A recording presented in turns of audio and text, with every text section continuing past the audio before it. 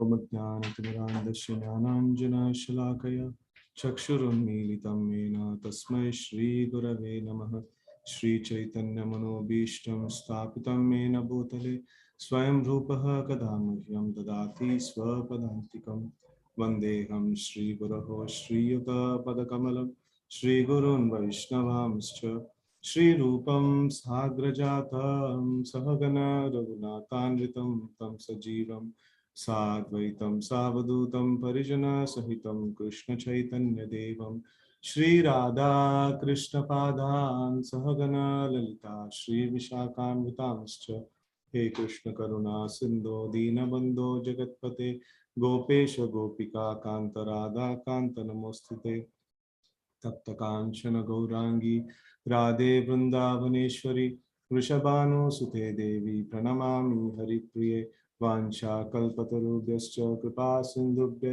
eva cha Patitanam Pavanebhyo Vaishnavebhyo Namo Namaha Jai Shri Krishna Chaitanya Prabhu Nityananda Shri Advaita Gadadara Shri Vasa Adi Gaura Bhakta Vrinda Hare Krishna Krishna Krishna Hare Hare Hare Rama, Rama Rama, Hare Hare.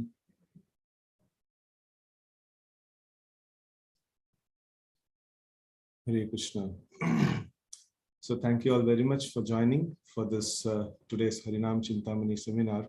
It's a very, very essential seminar. And as we had mentioned in our in the initial note that this is a seminar that is very much required and very much expected, that the spiritual masters, when they give initiation to disciples, so they expect that the temples, they actually train the disciples, train the prospective disciples on this particular aspect of chanting the names of the Lord and the offenses related to it. And because it is a very important subject, and this is the promise on which we actually get the initiation, that we chant the 16 rounds, avoiding the 10 offenses to them, right? So to understand the subject is very essential. So let's get into today's subject quickly. Okay, so here we go. So this is Harinam Cintamani, is a book which is written by Srila Bhaktivinoda Thakur. And Srila Bhaktivinoda Thakur is the spiritual master of Gaur Kishore Das Babaji Maharaj, who is spiritual master of Bhakti Siddhanta Saraswati Thakur, and who is the spiritual master of our dear Srila Prabhupada, right? So this book is essentially glories of the holy name, and then also the 10 offenses that has to be avoided while chanting the names of the Lord. So this is the essence of this particular book, and very, very precise to the particular requirement that we have, right? So the acharyas are very merciful. So they have given what is exactly needed for us to practice. So now our approach is going to be like this: to study the offenses to the holy name and the remedy to those offenses. And this will start essentially tomorrow. So to effectively learn them, we also study subjects from Sri Madhurya Kadambini, so which is also a book written by Vishwanath Chakravarti Thakur, wherein he systematically explains the systematic progression of various stages of bhakti. Just like if we are traveling from one city to another, so we always would like to see the milestones that we cross. Otherwise, we will not be able to understand. But these days, GPS is there. Otherwise, we will not be able to understand if we are going in the right path.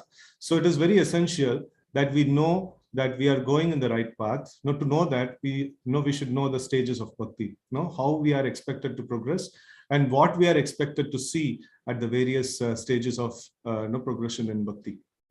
So this is something that we will see today. And then to make it concise, we have substituted simpler understanding of certain concepts from other scriptures like Upadeshamrita and Srimad Bhagavatam. So later on in we will recommend these books, like both this Madhurya Kadambini and the Harinam Cintamani. I refer to His Holiness Bhanuswami Maharaj's translation. So translation means he gives a summary study. So I refer to that, and I would recommend the participants also to buy that. So we will send you the link to buy those things later on. So you may not find the exact thing which is there in the book in our presentation, because in some places we are simplifying certain aspects, because to present all of it which is mentioned in these books completely in just 5 hours, it is impossible. So like we have simplified many things according to the needs of the current audience and the time that is available. And then a lot of practical tips will also be included in this. So the session timings would be, the main content will be from 7:30 to 8:30, and then a 15 minutes of Q&A. And those questions which are unanswered, so we will take it up later in the WhatsApp group. And then there will be an assessment, which is very simple, MCQs, and it is not made in such a way to test your abilities. It is made in such a way not to just give you volumes. Volume is okay. Devotees can. Yes, fine, Prabhu. It's fine, right? So this one, yeah, like it will be in the form of MCQs, and it is not made in a way to test your capabilities or of remembrance, but it is made in such a way that essential points of the session is taken home and then it is properly understood, right? So yeah, so this is the assessment should be submitted before the 11 p.m. So immediately after the class would be better, right? So the like Google form will be circulated after the class, right? So these will be the approach that we will be taking. And today's session, the agenda will be to first understand the goal of life and various paths that are there to attain the goal, and Bhakti, how the Bhakti is superior to all other paths. And if Krishna is merciful to all, why only few people take up Bhakti? Why not everybody? No, why not he inspire everybody to take up devotional service? So that is a question that is there. So, and then stages of Bhakti, now through Madhurya Cintamani, we will understand that. And holy name, the primary method of advancement. So there are many aspects of Bhakti is there. Navavidha Bhakti, all of us know.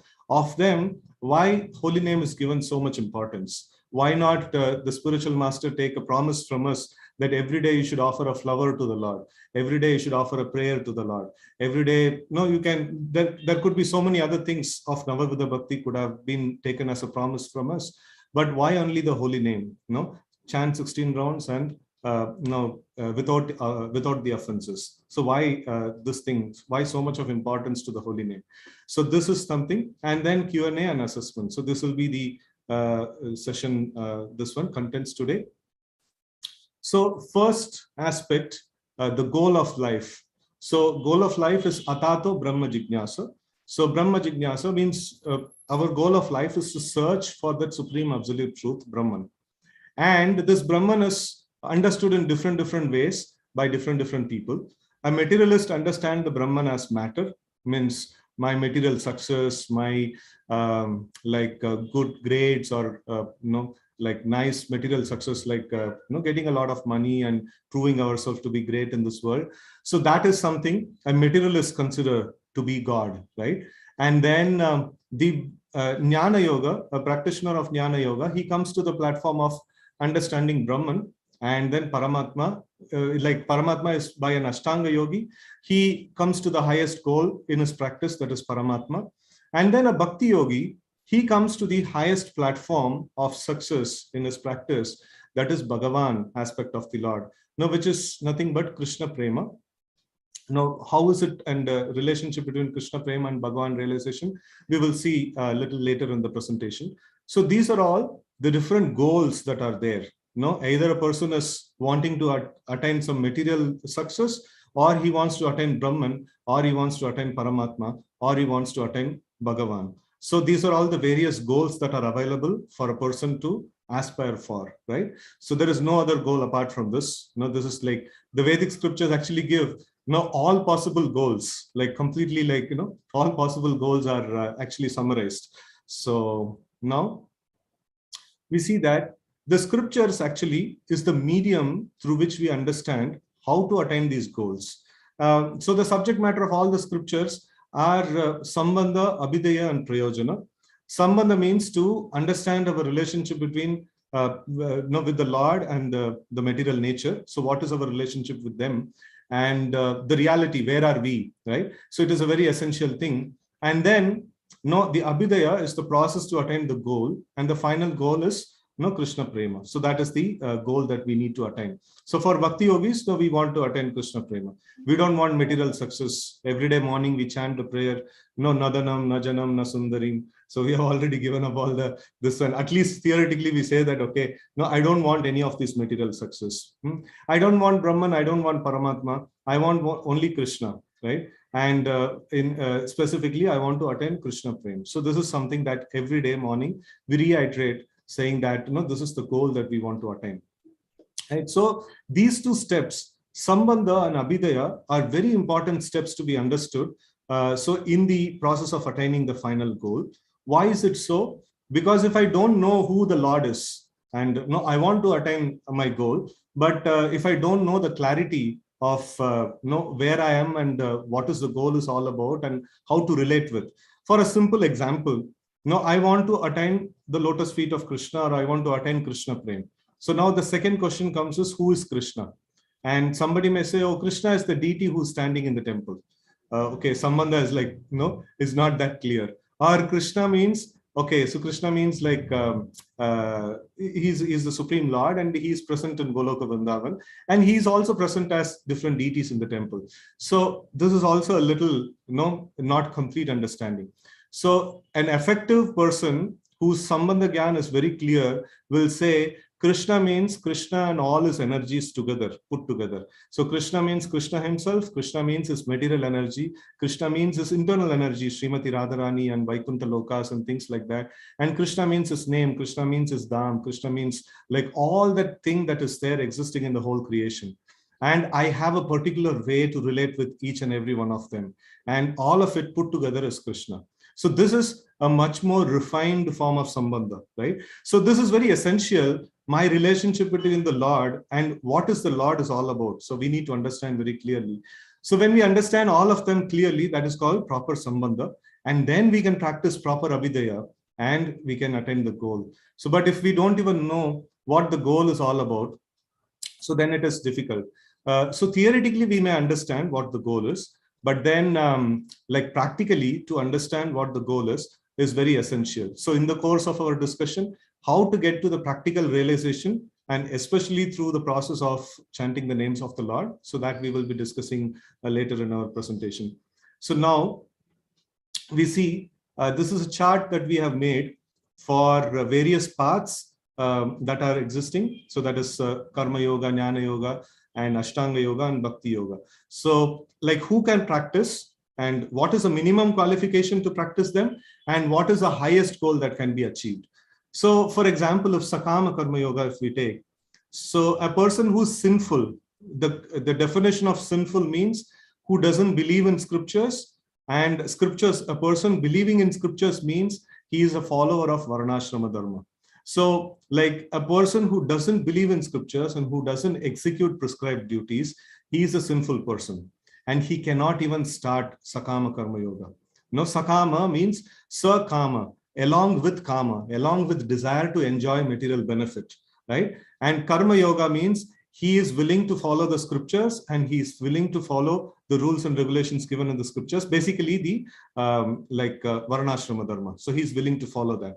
So then he enters into this category of, he gets qualified to perform Sakama, and till where it will go? No, he has got attachment to the fruits, attachment to material enjoyment, but by practicing Sakama Karma Yoga, he will get detachment from the fruits of his action. So he can travel to that level. And then like in the Nishkama Karma Yoga, so a person who is just believing in scriptures is not sufficient. He should have already qualified by developing detachment to the fruits of action. So if he is too much attached to the results, Nishkama Karma Yoga is not even possible to start actually. So he is starting a person who is free from the attachment to the fruits of action or free from material attachments. He can actually start Nishkama Karma Yoga, and he will be able to reach to the point of detachment even from the prescribed duties. So does it sound like, a sinful person is also detached from prescribed duties, and here is a person who is detached from prescribed duties on a higher level. So how is it possible? a sinful person being attached to the fruits of actions, no, he doesn't want to like practice the prescribed duties. But a person on the higher level, he practices, no, he is not sinful, but he has developed a higher level of detachment from the world itself. And he doesn't have interest in performing anything material. So his whole paradigm has shifted to a spiritual platform. No, he's not going to do any more material activities. He is going to do only spiritual activities. He is going to do tapasya. He is going to practice austerities. And his knowledge level is increased a lot, that he is able to see everything that exists in the world as Brahman, or as the supreme absolute truth. So because of which, like he doesn't want to do any material activities anymore. So in that way, he has reached to that platform. And such a person can start the Jnana Yoga.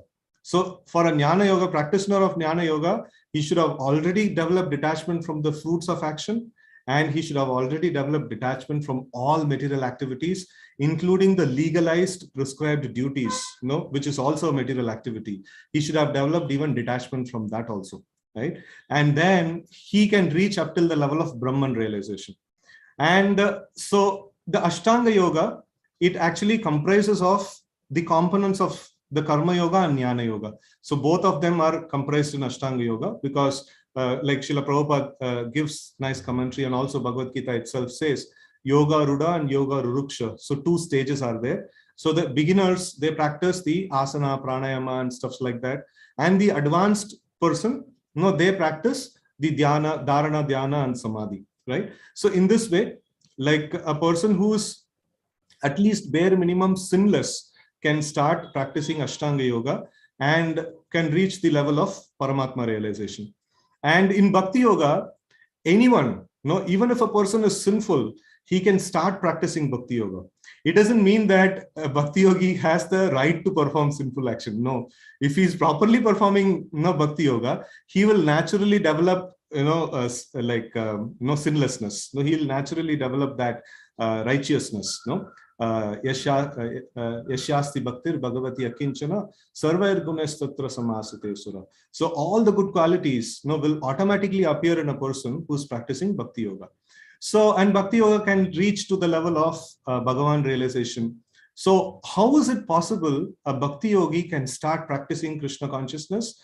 Because Krishna consciousness is not dependent on my capacity to function. Krishna consciousness depends on Lord's mercy. That's the major difference. Because the Lord is merciful, he can even bestow mercy upon a sinful person. But the other practices are dependent on one's own endeavor. So when one's own endeavor is there, like we need to do everything properly. First, you do follow all the rules and regulations properly, then dekha jayega, like how much result you will get. But Bhakti Yoga means depend on the mercy of the Lord and believe in his capacity to lift us up. So when we depend on the mercy of the Lord, executing the regulative principles of Bhakti, that is Shravanam, Kirtanam, Vishnu Smaranam. So now with the Bhakti and understanding our position, understanding the position of the Lord, it makes tremendous effect, and we make a very fast progress in this whole journey, right? So this is this chart is essentially presented for understanding that in the case of Kali Yuga, where people don't have the Varnashram in practice, you see the other yoga systems we cannot even attempt to practice. So nobody can say I am practicing Karma Yoga. It's not possible, because Varnashram system is not there. So we cannot practice Karma Yoga. We cannot practice Jnana Yoga. We cannot practice Ashtanga Yoga. So we can only practice Bhakti Yoga, and Bhakti Yoga can take us to the highest level of perfection also, right? So this is the essential understanding from this slide. So we'll just continue. So in this particular aspect that we have seen, Krishna consciousness is the real medicine which actually takes a person from a lower level to higher level. So we saw various levels of progression in these different yoga systems.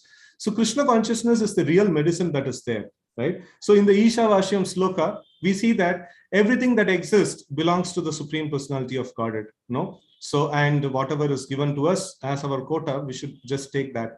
So with this understanding, if you see, everything that exists belongs to Krishna, and everything should be used in Krishna's service. So that is real medicine. That is full Krishna consciousness. and Krishna is the medicine, and he is present 100% in that medicine, right? So that is very, very powerful, because that is Bhakti Yoga, that is Paro Dharma. And then if everything belongs to Krishna, but I also want to enjoy some Krishna's property, right? So if I have such a desire, so then there is, like Krishna's advice is, okay, fine, you want to enjoy my property, no problem, but do it according to my direction. That is Karma Yoga, Jnana Yoga, and Ashtanga Yoga. So like in the Chaitanya Charitamrita, it is very nicely described, like Bhukti, Mukti, Siddhi, Kami. No, Kami means what? A person who has a desire to enjoy Krishna's property, right? So Bhukti means a person who has got desire to enjoy Krishna's material nature, and Mukti means a person who wants to enjoy like the freedom from the modes of material nature, right? And then Siddhi, like all the capacities that is there, all the functionalities that we are able to do, everything is because of Krishna's mercy.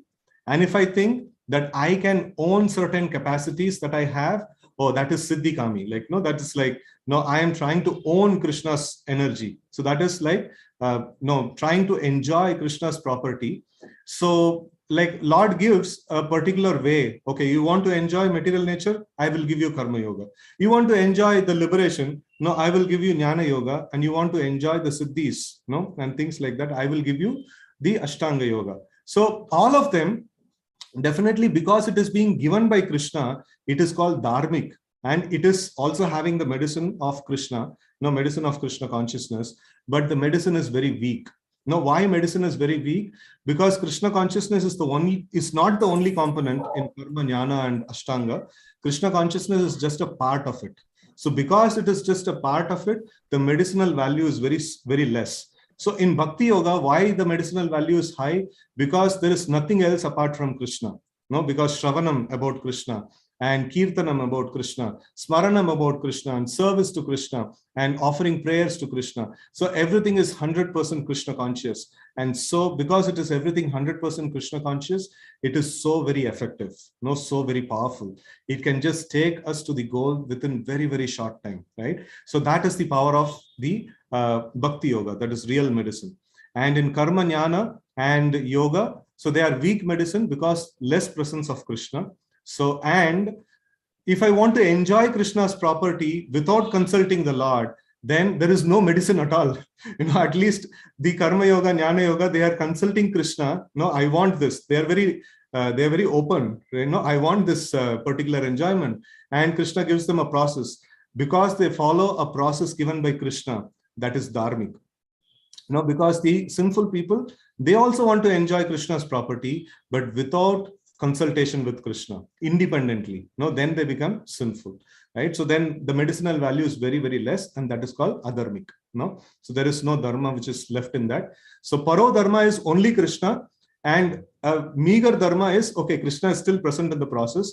And adharma means no Krishna. No, Krishna is not present in the process. Krishna is not the goal. Krishna is not present in the process. We are not consulting Krishna for anything. Then it becomes adharma, right? So this is the this one. So Krishna consciousness is the real medicine, which is there in all these processes, which is working. Karma Yoga is able to work because Krishna is present to some percentage. Jnana Yoga is able to work because Krishna is present in some other different percentage, right? So and Bhakti Yoga is able to work because only Krishna is present, 100%, right? So this is the difference between these different yogas. And now here, there are some other highlights which are given. So common people cannot strictly follow Varnashram. So there is only one option that is left, that is Bhakti Yoga. And disease is very acute in Kali Yuga. So we are very, very sinful. And so Karma, Jnana, and Yoga, which are very weak, which have very weak medicinal value, cannot help. High fever chal raha, and then less dosage of medicine given. Kuch asar hi nahi padega. Like, there will be no, there will be no effect on the patient actually. So it is very essential that we need to have a proper equivalent medicinal value, which is equivalent to the seriousness of the disease, right? So in that way, Bhakti Yoga is the only thing which is the remedial measure. So disease is very high, so the dosage also has to be very high. 100% bhakti is required for saving people in Kali Yuga. Karma yoga and jnana yoga cannot save a person in Kali Yuga. And then all other process needs a very long duration of healthy life. It's gone. So like even in youth, we see that people have back pain and people have so many ailments and things like that. So a long duration and that to healthy life, it's like forget it. We cannot practice any other yoga system. And then the goal that we have is Krishna Prema, and Karma Yoga, Jnana Yoga, and Ashtanga Yoga employs material means. Karma Yoga employs a material mean, saying that you try to do your material activity in a very, very like loyal and proper way, right? So that's a material means. How can a material means give a spiritual end? It is not possible. Jnana and yoga also like has the same thing. But bhakti, what is the means? That is chanting the names of Lord. And names is not different from Krishna. And what do we want to attain? Krishna we want to attain. So the spiritual means and spiritual end. That is like in process. Bhakti means direct method. Bhakti means no beating around the bush. Directly, we want Krishna and we are approaching Krishna only, for attaining Krishna. So then that becomes a direct process. So this is why only bhakti is effective in Kali Yuga, and also for getting our high goal, that is Krishna Prema, only bhakti can help. And in Kali Yuga, the contamination, only bhakti can work. In other processes, they require a lot of prerequisite, and they cannot take us to a higher level. Okay, so if Krishna is merciful to all, why only few people take up bhakti? So bhakti is so amazing. Bhakti is the fit process for Kali Yuga, and Krishna is all merciful, and Krishna is Suhridam Sarva Bhutanam. He is the best friend of all living entities. But even after all these things, why this best friend doesn't give bhakti to all the devotees, all the people of this world? So is he best friend of only certain people, or is he best friend of everyone? So now we see that, is Krishna partial? So one aspect of bhakti, which is going to reveal Krishna to us, is also independent as Krishna. Krishna is completely independent, and in the same way, bhakti is also completely independent. So like if somebody says, if I am charitable, if I'm truthful, will I get bhakti? No way, it is not possible. If I'm like all religious, and if I'm like sinless and things like that, will I get bhakti? No. It is only by the mercy of the Lord we can get bhakti, not by like good practices in this world, or not by any kind of reformatory systems, yajna, dana, tapa and things like that. We cannot get bhakti through any of these means. It is purely and purely awarded by the mercy of the Lord. It is only dependent on the mercy of the Lord. And the question comes is, why the Lord is not merciful to everybody? Why he is selective? Why he is giving only to certain people? Because the Lord, he has given a promise to us saying that he will not disturb us in our material activities. And we have demanded this freedom. So the Lord doesn't directly intervene. So, but then he is very merciful. He sends his devotees to rescue us. And when his devotees come, and wherever devotees distribute mercy, wherever devotees actually give their mercy to somebody, so Krishna's mercy actually flows. Actually speaking, there is only one source of mercy, that is Krishna's mercy, right? So in the morning we sing Sansaradava prayers, right? So in that we say that Pranaya Karunya Ganaganatvam, right? So like he actually Praptasya Kalyana Gunarnavasya. So Praptasya, Kalyana, so the auspiciousness. The spiritual master or a devotee, he is bestowing auspiciousness upon somebody by distributing a book, or by inviting them for a Gita course, or for just offering a prasadam, or like giving them an opportunity to hear the holy name. So a devotee is distributing this mercy, and where is he getting this mercy from? Praptasya Kalyana Gunarnavasya. Like, he's getting this mercy from the ocean of mercy, that is Krishna. So the devotee bestows mercy upon certain person, and the Lord's mercy follows that. Or in fact, Lord's mercy is the sum and substance of of the mercy of a devotee. So it is based on the choice of a devotee, like the Lord also bestows mercy upon certain people, right? So this also calls that all of us devotees who are chanting 16 rounds, it is very essential for us. We have to step out, we have to meet people, we have to give this mercy of the Lord. Otherwise, these people are not able to get the mercy of the Lord. And Lord in himself, like he has resolved that I will not disturb the living entity. Whatever is his choice, I will allow him to do. So it is only by the mercy of a devotee. It's only by mercy of all of you can somebody get Krishna consciousness. So it is very essential. The role of a devotee is very essential in distributing the mercy of the Lord, right? So Lord's mercy follows the devotee's mercy, right? So all of us are here because some devotee has bestowed mercy upon us. Somebody has introduced us to Krishna consciousness, right? So it is very essential that we should also do the very same thing to the others, right? So this is how the Krishna's mercy come, and this is why only certain people are getting Krishna consciousness. Why? Because we have slept overtime, or we have not went out to give the mercy of the Lord to others. So that's the only reason that everybody are not becoming Krishna conscious, right? Okay. So now Bhakti is independent. So Krishna is supremely independent, and Krishna's energy, this Bhakti, is non-different from him, and the Bhakti is also completely independent. So Bhakti, it is like by very good fortune it arises. Edrichaya, Edrichaya means like by the mercy of the Lord, right? And by the mercy of the devotee. And Bhakti gives rise to Bhakti. That means the sadhana Bhakti gives rise to the higher stages of Bhakti. So there is no other cause. No, it is not the karma gives rise to Bhakti or jnana gives rise to Bhakti. There is no other cause. Bhakti, bhaktya sanjayata, sanjataya bhaktya. It is a very important principle. The Bhakti comes only from Bhakti. Bhakti doesn't come from any other source. That is why devotees who practice Bhakti, they should step out and they should distribute Bhakti to another person. Another person who's sitting at home, by his own study, like by his own endeavor, it is not possible. Matarna Krishna Paratasvatova, right? So like Prahlad Maharaj very nicely answers Hiranyakashipu, how does he become Krishna conscious? So Bhakti doesn't come from any other source. Bhakti can come only from Bhakti. Now it is mentioned that what is that? Prahlad Maharaj says, Niskinchana namna vrinita yavat. Like what is that? Naisha matistava durukramangrim sparshasthanartha pagamo yadartha mahiyasham padarajo bhishekam. Right? So Prahlad Maharaj says, only by bathing in the dust of the lotus feet of a pure devotee can one attain bhakti.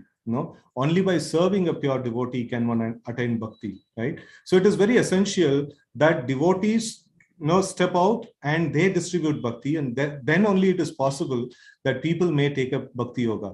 Otherwise, by random, by their own efforts, it is not possible, right? So it is not caused by punya karma, nishkama karma yoga, or anything else. Nothing can obstruct this bhakti because nothing is a source of it. Like nothing can trigger bhakti, and if bhakti is triggered, nothing can stop bhakti, right? Prahlad Maharaj is a very amazing example. His bhakti was in full force, and Hiranyakashipu is the sum total of all material energy, and he was trying so hard, and nothing could obstruct his bhakti, because bhakti cannot be started by anything and bhakti cannot be stopped by anything. Bhakti starts with bhakti and bhakti stops because of offenses, to devotee, right? So it is only the starting point and stopping point is completely in the control of bhakti only. And it satisfies the mind of a practitioner very completely. Yayatma suprasidati. Right? Okay. So now we understood that bhakti is independent. So this means bhakti cannot be forced. Bhakti, we have to depend on the mercy of the Lord, and we have to. It is mercy upon us that we are able to practice the bhakti yoga, and then the contamination that we can acquire from the other processes is that I will follow the rituals and get the goal. I will follow the ritual of I'll attend Mangalarti every day and I will chant my rounds very nicely, and then I will listen to Bhagavatam class, everything I'll do, and I'll do everything, and I will attain the goal of Krishna Prema. Oh no, we have lost. It is not possible just by doing this. So we should feel that I'm following all these things, it is because mercy of the Lord. And even after following all these things, if I attain success, it is simply because of the mercy of the Lord. Then why should I do all these things? Because I am a servant of Lord, I am a servant of my spiritual master, and Srila Prabhupada has ordered me to do this thing. So I will do this thing. And no, this is not the basis on which I will attain the goal. The goal is by the mercy of the Lord, and it is not by my efforts. But still I will put efforts because I am just a servant. Whatever is being ordered upon me, I will just execute. That is my that is the way I will function. So then I will perform austerities and go beyond the modes and attain knowledge. That is jnana yoga. So no, like any amount of austerity, like we can do ulta circus, we can stay underwater for 10,000 years. No, any circus we want, we can do. We cannot bhakti. No, we cannot get bhakti. No, bhakti can be got, or results of bhakti can be got only by depending on the mercy of the Lord, right? So I will control the breathing process and thus control my mind and focus on the Lord. Yeah, it's a very good practice. Like, the yoga and pranayam and things like that can improve the concentration power and things like that. But we should always remember ourselves that, this is a mechanical process. It doesn't involve the Lord. This can assist us in the, in the process, but this cannot be the whole and soul for attaining the Lord, for remembering the Lord. It is not possible. For remembering the Lord effectively, we need to depend on the mercy of the Lord. Do all that which can help us in our better concentration. But for getting the concentration on the Lord, getting the focus on the Lord, we should always think that it is only by the mercy of the Lord. I will get it. Right? So all other, this one are improper understanding of Sambandha, because Krishna is completely independent and Bhakti is completely independent. To get something from the Lord means I have to beg and pray to him. So he is not bound, or I cannot just force the Lord for certain things, right? So the Lord is anybody who's like okay. Okay. So unlike other process, bhakti is founded on the surrender, service, and prayer. So then we can get the results in bhakti, right? So otherwise we cannot get the results in bhakti. So it's a very, very important aspect, right? So we should have sincere prayers to the Lord, right? So when we try to chant the names of the Lord, we should pray to the Lord. It is only by your mercy, my Lord, I can get some clear chanting, clear remembrance of you. If not for that, it is very, very difficult. I can do all that I can do, but I cannot force your remembrance upon me. It is like I'm completely dependent on you. Please bestow your mercy upon me. And we can actually pray to the spiritual master. Please bestow your mercy upon me. So otherwise, where will I get all these things? This is, I'm trying to get the remembrance of the Lord while chanting, or remembrance of the Lord while executing my devotional service. And this remembrance is non-different from the Lord, and I cannot control the Lord. Lord is fully independent. So please, you please bestow your mercy upon me. So that is the way we approach, the bhakti, and that's the way we approach the Lord for getting the results of bhakti. Okay, so now the stages of advancement of bhakti. So we will go through them. So this is nicely given in the Bhakti Rasamrita Sindhu. Ado Shraddha, Tata Sadhu Sango, Ta Bhajana Kriya, Tato Anartha Nivritishat, Tato Nishcha Shrutis Tata, Tata Shaktis Tato Bhavas, Tata Prema Abhyadanchati, Sadhakana Mayam Premnaha, Pradur Bhavaha Bhavet Kramaha. So in this we see that there are 9 different stages: Shraddha, Sadhu Sangha, Bhajana Kriya, Anartha Nivriti, Nishta, Ruchi, Ashakti, Bhava, and Prema. So we will just see a brief substance about these different stages, so that we know what to expect in the path of bhakti, right? So here we see the Shraddha. Shraddha is defined not based on, means like, I like to do some puja, now I am a religious person, and things like that. So these are all general things that we see, and somebody is believing in Ganesha, or somebody is believing in certain Devi Devata and things like that. Oh, like he's a very faithful person. No, Shraddha means, like Krishnadas Kaviraj Goswami actually defines, no, Shraddha Shabde Vishwashakare Shuddrida Nischay Krishna Bhakti Kaila Sarva Karma Krita Hai.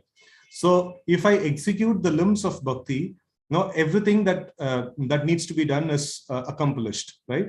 So that is called Shraddha. So in the Madhurya Kadambini, it is given in a nice way: firm trust in the imports of bhakti scriptures, just like firm faith in Bhagavad Gita and Srimad Bhagavatam, and genuine desire to practice the activities mentioned in those scriptures, and strong desire to attain the goal. So if these 3 components are there, then that person can be called as, he is having Shraddha. And then he is called as an adhikari. No, so like in the Bodo Sukar cover guy, no, that is in the song, it is very nicely mentioned. Shraddha Mulya Shuddha Nam, no, say hatete vikai. So like by the investment of Shraddha, no, we will get the Shuddha Nam. The name is given in the proportion of Shraddha that we are investing actually. So Shraddha means belief or trust in the scriptures and genuine desire to follow the scriptures and a strong desire to attain the goal, that is Krishna Prem. So if these three things are there, then he is called as a person with Shraddha and he can practice. Like he is the beginner in the process of Bhakti Yoga. Right. So then comes this Sadhu Sangha. So Sadhu Sangha means taking shelter of a bona fide spiritual master by receiving instructions, taking shelter at the lotus feet of a guru and inquiring from him. So this is Sadhu Sangha. So according to Madhurya Kadambini, so this is how Vishwanath Chakravarti Thakur explains. So a bona fide spiritual master, taking shelter of a bona fide spiritual master is very important. After I have understood that if I perform Krishna Bhakti, everything that needs to be done is done. And to perform Krishna Bhakti, I have to surrender to a bona fide representative of Krishna and accept him as the spiritual master. So that is Sadhu Sangha. And then third stage is Bhajana Kriya. So there are many different anishtita or unsteady Bhajana Kriya. So when we call the stage, the third stage is Bhajana Kriya. So this is, in general, it is anishtita only. No, it is unsteady. No.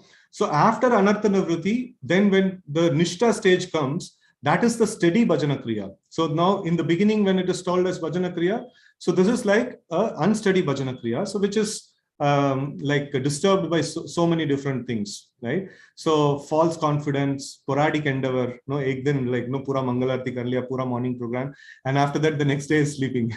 So like sporadic, devotional service, and then indecision, struggle with Maya, inability to give up material things, inability to uphold the vows, inability to develop attraction to bhakti, and enjoying the waves, means enjoying the waves of material nature, means like a lot of interest is there in the material enjoyment still, but still, no, I'm doing 16 rounds, but still I have a lot of desire to enjoy material things. So all these things are anishtita bhajana kriya. But the beauty of this is, like as it is mentioned 1 to 17, Shrinvatam Swakata Krishna Punya Shravana Kirtana Hridayantastohi Abhadrani Vidunoti Suhrut Satam. So what happens is, by regular practice of Bhajana Kriya, even though so many things are pulling us, so many material enjoyment is pulling us and we are unsteady and things like that, by regularly and sincerely executing Bhajana Kriya, that is Shravanam, Kirtanam, Vishnu Smaranam, and all those 9 limbs of Bhakti. So when we do that regularly, what happens is cleansing of heart happens. And when cleansing of heart happens, so that is essentially the Anartha Nivritti. And like the Anartha Nivritti, the source of the Anarthas, the source of all the problems that are there, is from the previous sinful activity and from previous pious activity also. So, and then Nama Parad and imperfect execution of Bhakti. So these are all the things which are causes of the Anartha Nivritti, right? So causes of the Anartha. And in the Anartha Nivritti, like, so now one caution. So we are going to present a lot of details, but I'll also be telling what is the essential thing that we need to take from this whole analysis. So we are analyzing, it is not expected that a devotee may remember all this analysis. So, but essential thing is, after all this analysis, what needs to be understood? So that I will be highlighting. So don't get afraid that so much of data is there. So the data is not very important. So essential aspect that we need to carry home, that is very important. So now, the anarthas, various anarthas are there. We don't even know these different categories of anarthas are there, but regularly executing Shravanam, Kirtanam, Vishnu Smaranam. So all these anarthas will be going off. So anyway, it is going to going off. So like just to analyze, we have just put it in different ways. So now these different things are eradicated in different ways or different levels. So first is a limited eradication of sins, that is there. So one of the anartha may get eradicated. So that is called limited. And pervasive means many different anarthas are getting eradicated. So that is pervasive. And general means like a whole lot of, a good amount of like eradication of anarthas have happened. And complete means complete anarthas are destroyed, but there is a chance for this anarthas to reappear. And absolute means it is completely gone, and you are completely immune. No, you will never get infected by these anarthas again. So this is the thing. And based on this, we have a small chart. So we will not get into the detail of everything. So we see that Nama Aparad, like, there is the complete avoidance of Nama Aparad, or completely like we are immune from Nama Aparad only after we cross the level of Prema and we are completely situated in our relationship with the Supreme Lord. So that is when we can be completely immune from Nama Aparad. No, not we can be sure that it will not recur again, right? And then previous sins, they will get completely destroyed. Previous sins and pious effects from previous sin and piety, so they will get completely destroyed at the level of Ashakti, and imperfect execution of Bhakti, no, that will get completely destroyed at the level of Ruchi. No, all these things are there. So now, essentially, we are seeing Anartha Nivritti. So we see that at the stage of Anartha Nivritti, bulk of the Anarthas are cleared. So the essential understanding of this slide, of all this analysis, is Anartha Nivritti is not complete eradication of all the Anarthas. Anartha Nivritti is a bulk of the Anarthas are removed. So that is the essential understanding. And what does it matter to us? How does it matter to us? So because like once the Anartha Nivritti stage is crossed, we will come to a platform called Nishta. Nishta means very solid, very, very, what is that? We have solid faith in the process of bhakti. We are not like wavering, as before. We are having very solid, faith in the process of bhakti, right? So it is like, steady bhajana kriya will occur after removal of anarthas. After we cross Anartha Nivritti, we will be steady in our practice. Every day we will attend Mangalarti. Every day we will chant our rounds very properly. And every day we will honor Prasadam, and every day we will serve Vaishnavas. So it will be like very steady. It is not like someday it happens, someday it comes down and things like that. It's very, very steady. The practice becomes very steady. And the anarthas are, it is mentioned like one will not find these things at the level of Nishta. So that is mental inactivity or sleep. Overindulgence in sleep will not be there. And then projection or spiritual indifference and sinful habits and taste for material enjoyment. These things will not be there in the stage of Nishta. Right? So a prominent, a good level of relishment actually comes in the stage of Nishta. So a devotee can practice steadily. So when these obstacles are almost completely destroyed, one attains steady devotional service.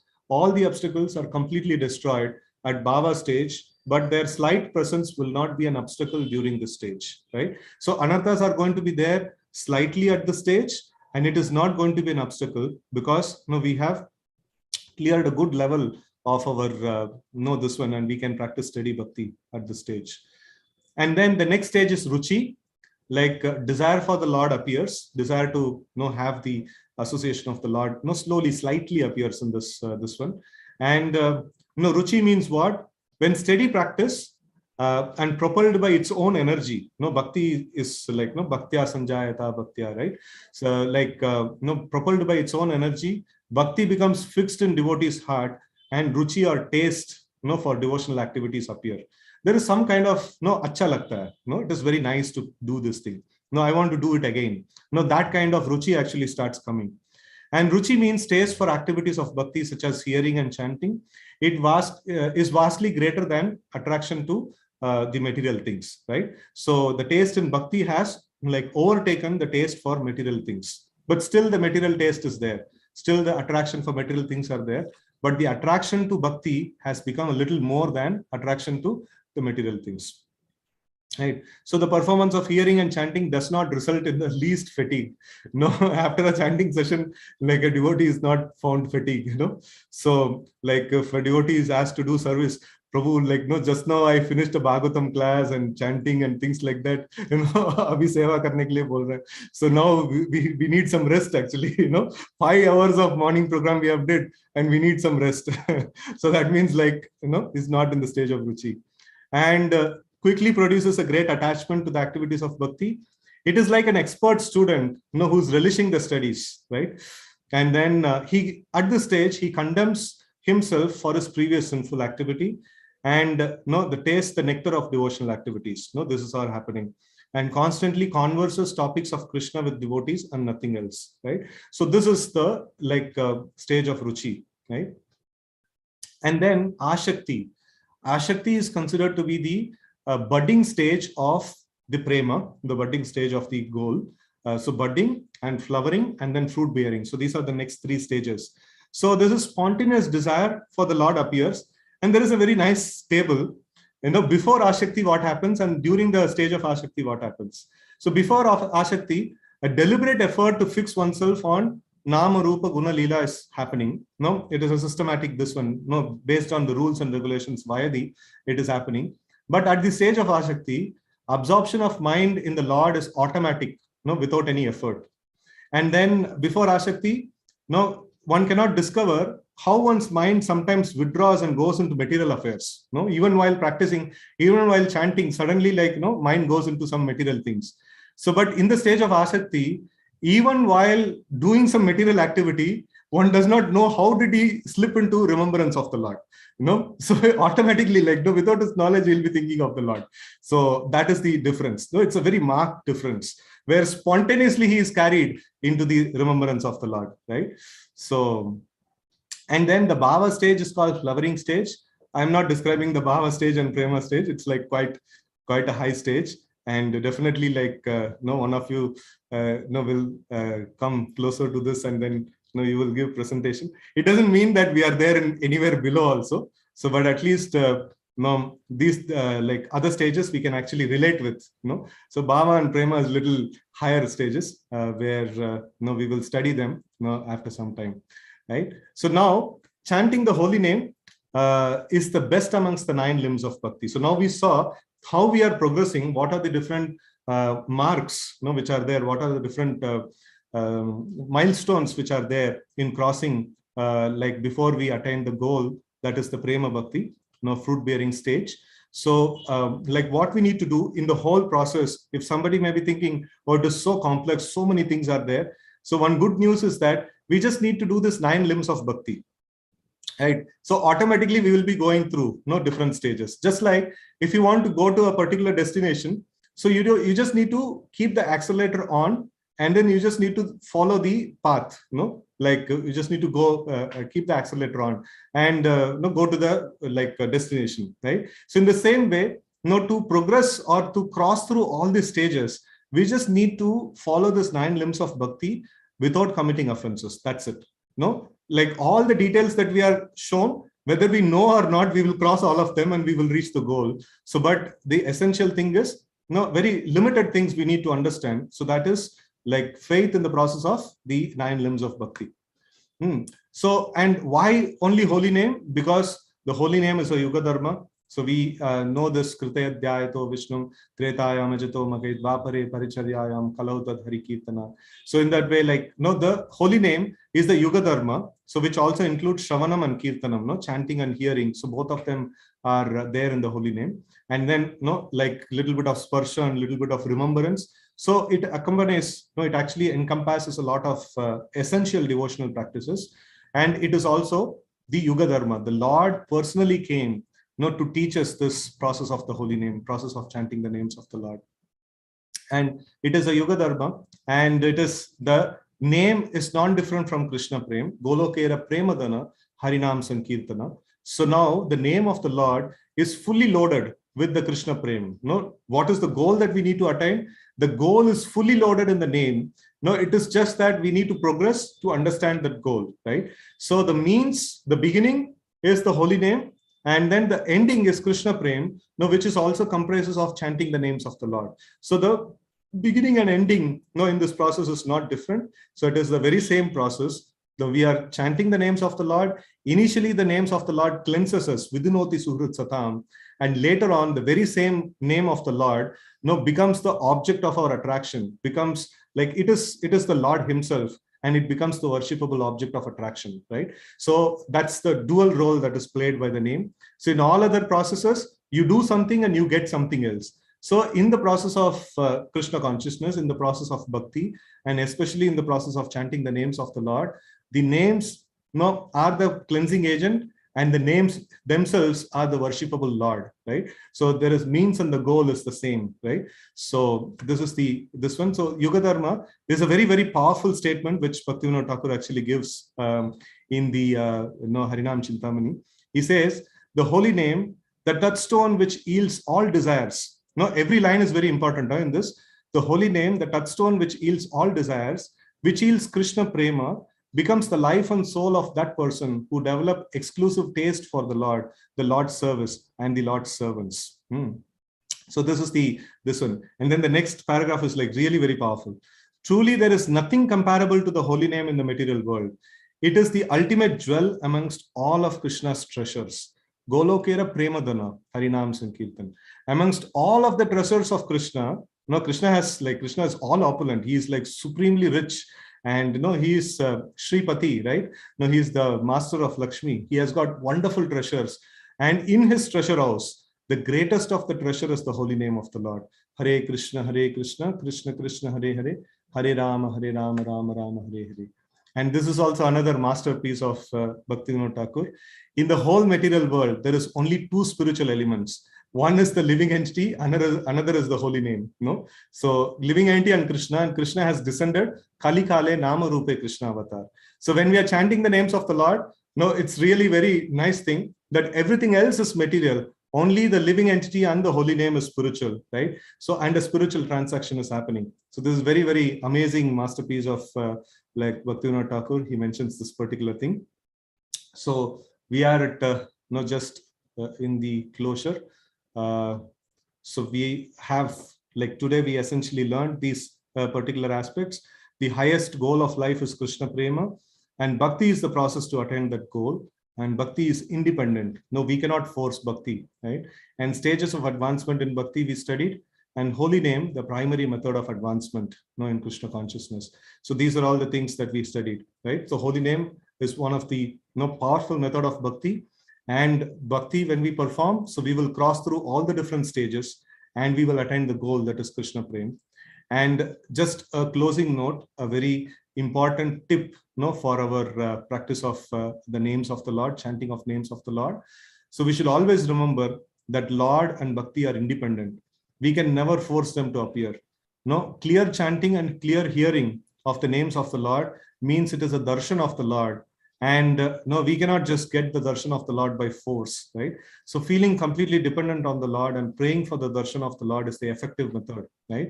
So trying to achieve the perfect chanting by one's own endeavor and different techniques of breath control and things like that, and asanas and things like that, it is not Bhakti. We may use them, but we cannot depend on them.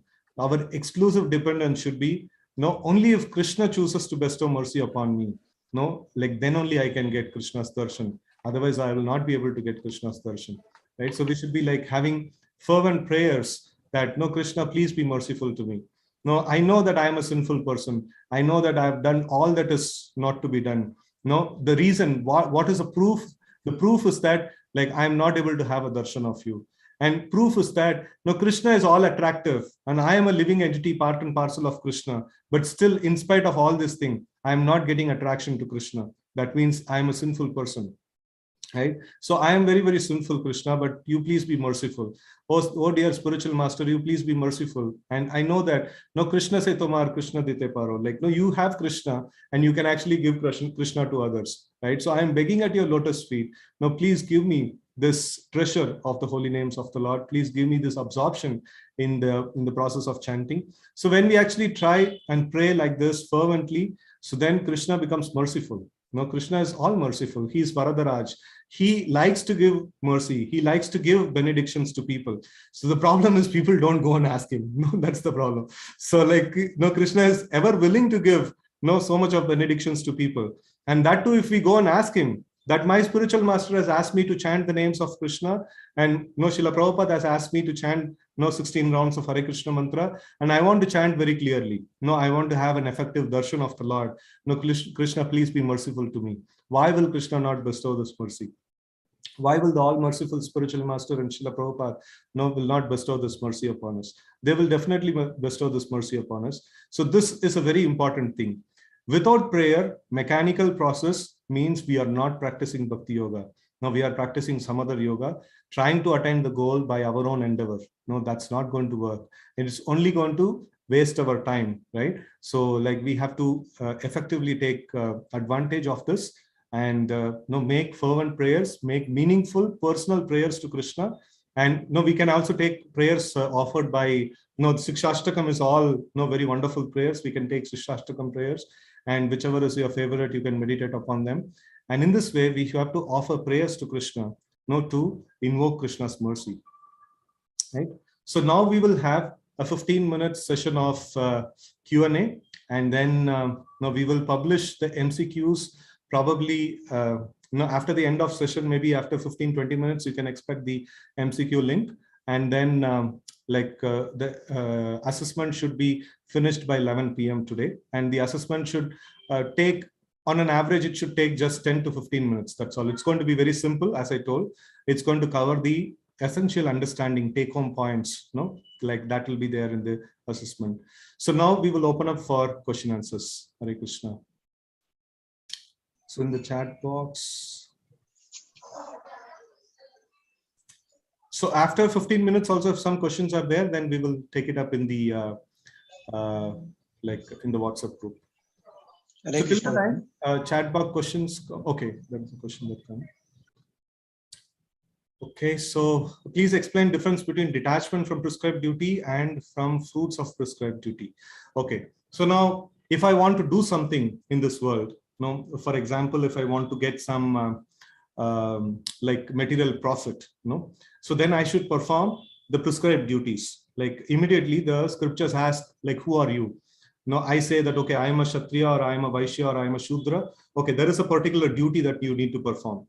So if you perform this duty, then you will get the result, and that kind of result is legal sense gratification, right? So we will not be called sinful. No, we are called dharmic, right? So when the result comes, so we become possessive of that result, and we feel that it is because of my endeavor I have got this result, and it is my result, it is my property. So then we are called sakama. We are like very much interested in the fruits. If I'm told that you will not get anything by performing this particular activity, so then I will not get interest. So that means I'm sakama, right? So I have the desire for prescribed, fruits of the prescribed duty. And then the next level is that by performing this thing over a period of time, like I get detached from the fruits of the prescribed duties, but I'm still attached to performing my duty. If I'm asked, if you tell a lie, you will get good profits. So then, a person who's performing Nishkama Karma Yoga, he will say, no, my duty is to tell a truth. My duty is to be in this, perform in this particular way. Even if you give me the whole world, I'm not going to tell a lie. I'm not going to circumvent the process and things like that. I'm going to do my duty at any cost. That is like the attached to the duty, but not attached to the results. This is very nice. This is also dharmic. But a person who is advanced to practice the Jnana Yoga, like he develops in the knowledge in such a level that even these prescribed duties that I'm doing, like Vedic rituals, so all of them are are also material. So I have to come to the point of a spiritual plane where I have to remember the Lord, or perform austerities and then control the senses, and trying to focus on attaining the ultimate goal, that is Brahman, for a Jnana Yoga practitioner. So he develops detachment even from executing the prescribed duties. He is a Kshatriya or he is a Brahmana. For a Kshatriya and Brahmana, there is so much rituals are there. So he says, okay, I've done with all these rituals. Now I want to progress. I want to have exclusive time for attaining my goal, that is Brahman, Paramatma, or Bhagavan. So that is detachment from the prescribed duties. In fact, Madhavendra Puri, he says 3 times Sandhya Vandana. Please excuse me. Please excuse me the daily bathing. I'm not in a position to execute all of them. Now I'm so busy remembering the Supreme Lord. I don't have time to execute my prescribed duties. So that's a quite higher stage of advancement, where a person gets detached from executing prescribed duties. So that's an example of Bhakti Yoga I gave. It's the same with something similar in the other processes also. So where a person get detached from the practice of prescribed duty. Okay. Okay, so follow-up question, is there any recommendation on when grahasthas should become detached from prescribed duty? So when knowledge arises, no? What is a sign of knowledge? So when we see that everything that exists is Krishna, and we are having a very clear vision of everything is connected to Krishna. So then the person has come to a very high level of knowledge. So it is not just the theoretical knowledge, it is a practical perception. Knowledge means realized knowledge. So when I see this world, even a difficulty comes in my life. Oh, this is also not even a blade of grass doesn't move without sanction of Krishna. If this difficulty has come in my life, oh, this is also Krishna's desire. If some good things happen in my life, oh, this is also Krishna's desire. If I get prasadam, it's Krishna's desire. If I don't get prasadam, it's Krishna's desire. So if somebody gives me respect, it is Krishna's desire. If somebody insults me, it is Krishna's desire. So then such a person can be detached from prescribed duty, right? So he doesn't have any attachment to respect, honor or dishonor or profit or loss and things like that. He's not wavered by these things. Such a person can get detached from the prescribed duties. Okay. Karnapati Kesha Prabhu. So the stages of bhakti, like modes of passion, will be mix and match. Okay, can we go ahead and fourth and stage of bhakti, Bhava falls, Bharat Maharaj, like that. We have more examples. Okay, so now the stages of bhakti, mode of passion will mix and match. Okay, so the stages of bhakti in Bhagavatam, it is described as Shanvatam Swakata Krishna Punya Shravana Kirtana Hridayantasto hi Abhadrani Vidunoti Surutsatam. So this is the Bhajana Kriya and Anartha Nivritti is described here. And then Nishta is described as Nashta Prayeshu Abhadreshu. Nashta Prayeshu. Prayeshu means almost completely destroyed. Right? So like still the modes of passion is there. Even in Nishta stage, modes of passion and ignorance, still it's working. Nashta Prayeshu Abhadreshu Nityam Bhagavata Sevaya. Like, in that way, like Bhaktir Bhavati Naistiki, like, Nishta Bhakti, when steady practice of devotional service is there, and all the Abhadra, that is almost completely destroyed. It is not completely destroyed. So then the next stage that comes is that Tada Rajastamo Bhava Kamalo Bhadayasche Chete Terana Viddham Stitam Sattve Prasiddhati. So that happens much later in the stage. So in the beginning stages, even in Nishta Ashakti and things like that, Nishta Ruchi and things like that, so proportionately, the influence of modes of passion and ignorance are getting reduced, right? So in that way, it is there. And then can one go back and forth in the stage of bhakti? So in general, it is propelled by the mercy of Krishna. And because of mercy of Krishna, until unless we do a major mishap, until unless we do a major like what is that major flaw, like offending a devotee or something like that, so we will not go up and down in bhakti. So bhakti cannot be disturbed by any of the external influences. Bhakti cannot be disturbed by sinful activities. Bhakti cannot be disturbed by any of the material activities or any of the material powers. It cannot be disturbed. It is a mercy of Krishna, and it can only start by a devotee who has bhakti, and it grows by nourishing by a person who is having bhakti, and it can stop only if we offend like the elements of bhakti or Krishna, right? So otherwise, in general, it doesn't go up back and forth. So from bhava, like even in the chart it is mentioned, yeah. So from bhava till the stage of bhava, so one can have the chance of falling, but it generally doesn't happen. In the lower stages, a lot of fall can be expected. In the higher stages, it's very, very rare. A devotee would not commit offense so easily.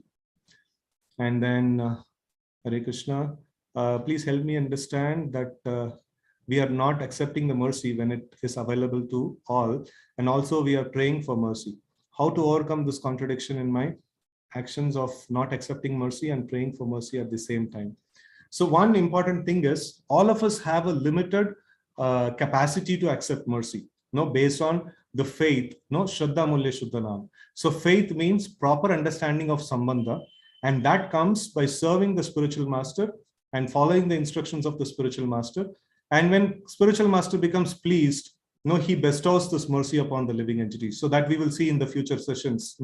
So spiritual masters bestows the mercy upon the living entity, saying, you may have a clear vision, you may have a clear understanding, right? So Krishna also mentions in Bhagavad Gita, he mentions that Tesham eva anukampartam aham ajnanajam tamaha nashayami atma bhavasto jnana deepena bhashvata.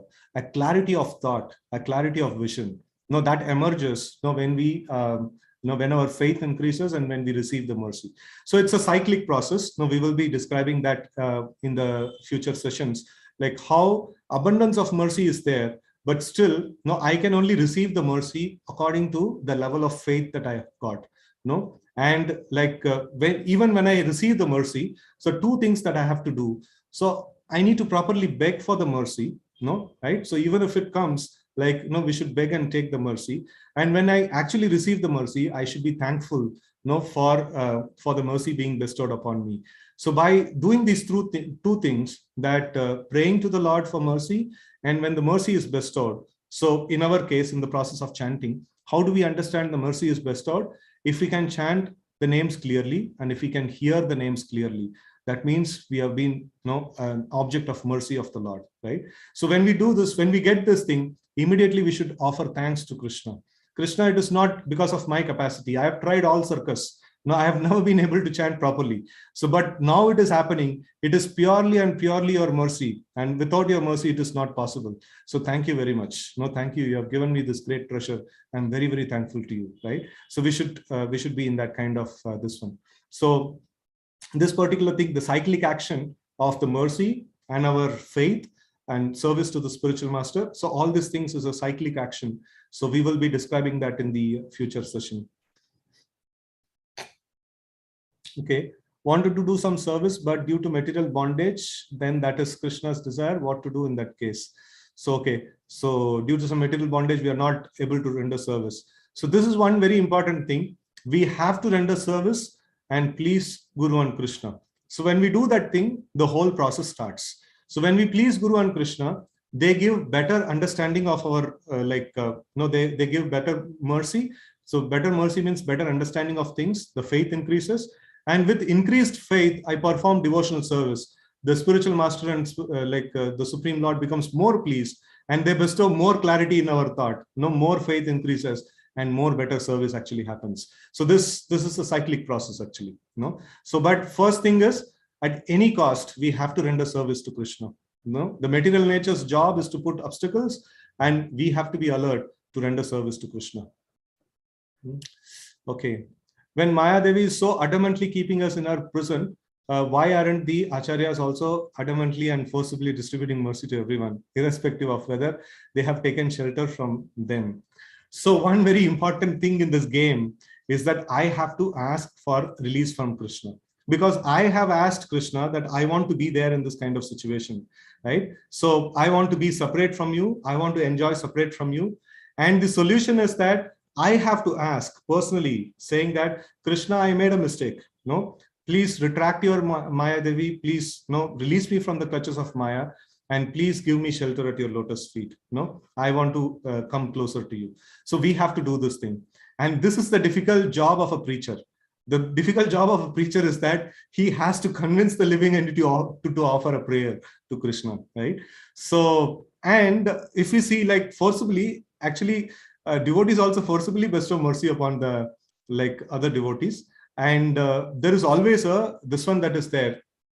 The practical thing is that we need to perform devotional service, and we need to expect the mercy of the Lord.